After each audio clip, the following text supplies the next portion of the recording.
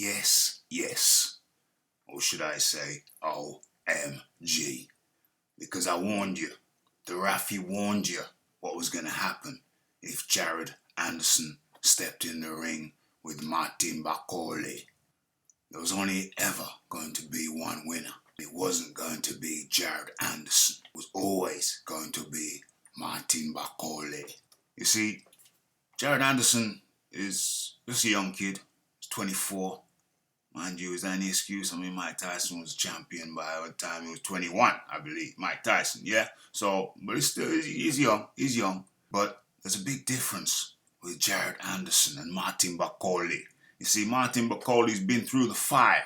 Martin Bakole fought the bounty hunter some years ago. Had a dislocated shoulder, and his trainer, manager, told him to fight on, which I entirely disagree with, but fought on he did, and he got beat. I think he got stopped by the bounty hunter, but he went on from there. He didn't break him, he went on from there, and he had very notable wins over the likes of Takam, even though it's an age Takam, and the likes of Olympic gold medalist, highly touted Tony Yoka, and he really took Tony Yoka to school, and he tucked Takam up very nicely, something which most people have failed to do. That's Martin Bakole's tale. But when we look at Jared Anderson, it's a slightly different story. It's a very different story. It's a very different story because with Anderson, we've seen him against Charles Martin, and you will recall that Anthony Joshua made very light work of Charles Martin, whereas Jared Anderson went life and death with him. Life and death. So that's the story of Jared Anderson. The Charles Martin fight for me was the litmus test, and he failed it. He failed it. But nonetheless, anybody, good God, anybody can have a bad night. You can't judge a man off just one fight. Surely that would be unfair. But it's the fluidity that I didn't see in Jared Anderson that I do see in Martin Bakole. For a big man, and he's a very large fella.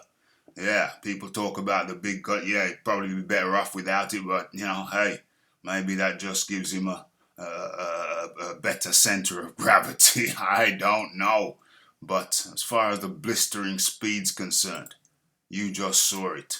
Put Jared Anderson down on his ass in the first round. I warned you, I told his people, don't put Jared Anderson in there with Martin Bakole, because it's going to be, as I expected it to be, fight of the card, fight of the night. It was the fight, quite frankly, that I was looking forward to the most, because I expected fireworks, and fireworks is exactly what we got. I knew that Martin Bakole would be up for this, finally, on the world stage, fighting on Big Al Turk's card.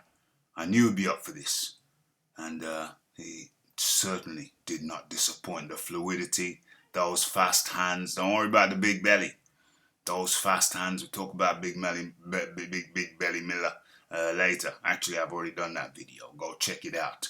But those fast hands, the fluidity, the angles. Ooh, look at that. He's even coming, even at the left hand.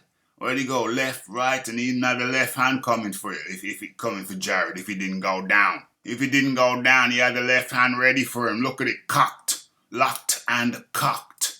Yeah. So Jared made a little bit of a rally. Tried to make a little bit of rally in rounds 2 and 3, but he was treading water. It was just a matter of time. That's a nice hook. What else you got? Yeah, you're coming with some stuff, but Martin Bakole, the lineal world champion, heavyweight sparring guy, he's just too fluid, mate. All those hours in the ring were not wasted. Boom.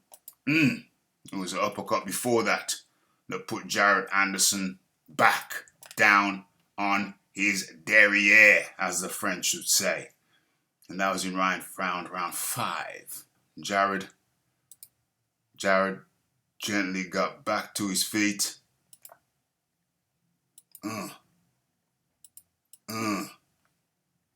But there was more coming.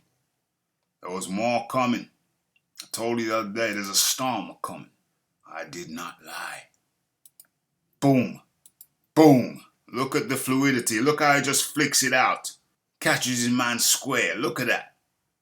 Look at that. What happens? Boom. Almost falls through the ropes. I warned you. I told Jared's people, don't put him in there with Martin Bakole.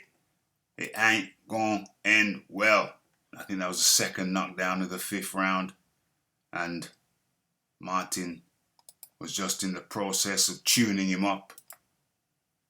When the referee said, no mas. The referee said, no mas. And that was it. Martin Bakole, just way too versatile, too skilled, too fluid, too fleet. Just too fleet for the more static Jared Anderson. Jared's got a lot of work to do. Jared is not that guy. And I'm sorry to say this to my American brethren, but I put it to you, ladies and gentlemen of the jury. This picture right here, does this herald the ice age of American heavyweight boxing? Have your say. Share your observations. It's the Raphael Dawkins. It's the Combat Radio. It's the like. It's the subscribe. It's the comment. It's the shares. And I'm out. Just like Jared Anderson.